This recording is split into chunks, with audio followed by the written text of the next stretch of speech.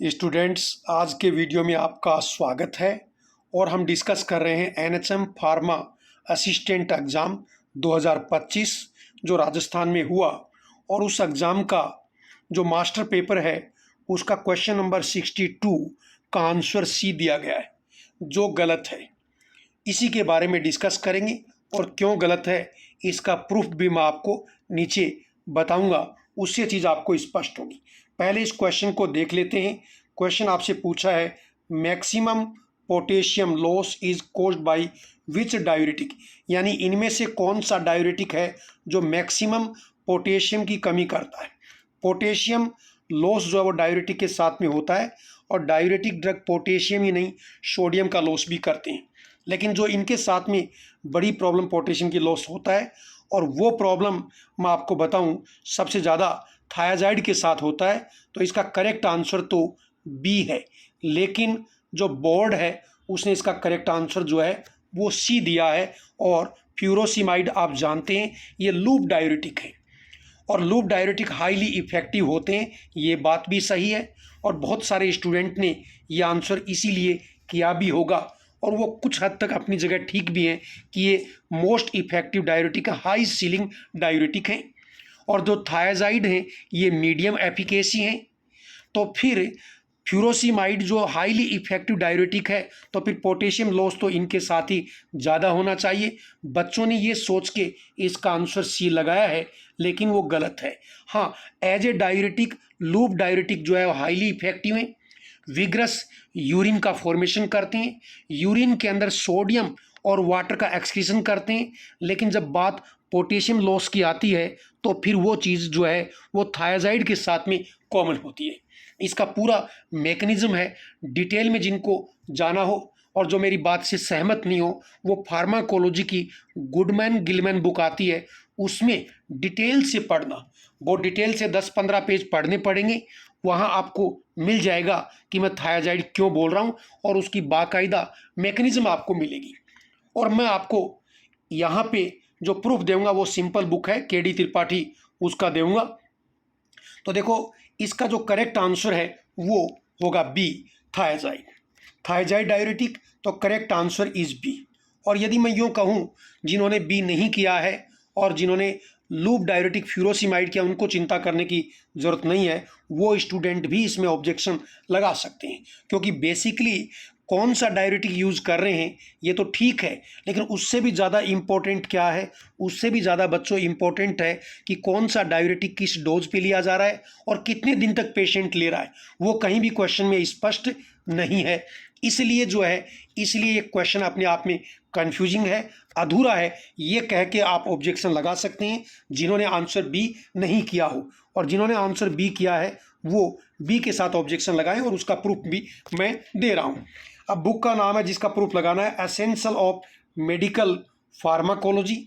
Author का नाम जो है वो केडी त्रिपाठी है। इसका एडिशन जो है वो 6th एडिशन 2006 इसका प्रूफ दे रहे हैं। रीप्रिंट जो है वो 2010 में ये हुआ। और आपको पेज नंबर, क्योंकि एडिशन पूछेगा सामने ये डिटेल भर देना, आपको पेज नंबर पूछेगा कहाँ आपका प्रूफ है, तो पेज नंबर 566 इसके ऊपर है। बुक का ऑथर आ गया, बुक का नाम आ गया, और इसका पब्लिशर पूछेगा तो JP brother medical publisher private limited, ये क्या है, इस बुक के पब्लिशर हैं। अब बुक के मैं कवर पेज की फ़ोटो जो आपने बुक पढ़ी होगी, ये 6th edition essential of medical pharmacology by KD Tripathi JP publication, ये दिखाया है। अब मैं आपको प्रूफ दिखाने जा रहा हूँ और ये एनएचएम का क्वेश्चन नंबर 62 है जो लिखा हुआ आपको इसके आगे रोल नंबर लिख के और इस पीडीएफ को जो है वो आपको अपलोड करना है। ये पीडीएफ में आपको आपके वीडियो के डिस्क्रिप्शन में लिंक पे मिल जाएगी, वहाँ से डाउनलोड कर लेना, अपना रोल नंबर लिख देना और फिर अपलोड कर देना। अब देखो ये पेज नंबर 566 इसके ऊपर ये डायूरेटिक चैप्टर का ही है और इसमें देखो यहाँ आपके सामने लिखा हुआ है हाइपोकेलेमिया। यहीं से मैं थोड़ा आपको बताऊंगा, इस चीज़ को थोड़ा बड़ा कर लेते हैं। ये देखो ये आपके सामने क्या लिखा है, हाइपोकेलेमिया। अब मैं इसी को ही क्लियर करता हूँ। हाइपोकेलेमिया, यहाँ हम पॉइंट की बात करते हैं जिसको अंडरलाइन किया है। हाइपोकेलेमिया इज लेस कॉमन, क्या लिखा हुआ है, less common with standard dose of high ceiling diuretic.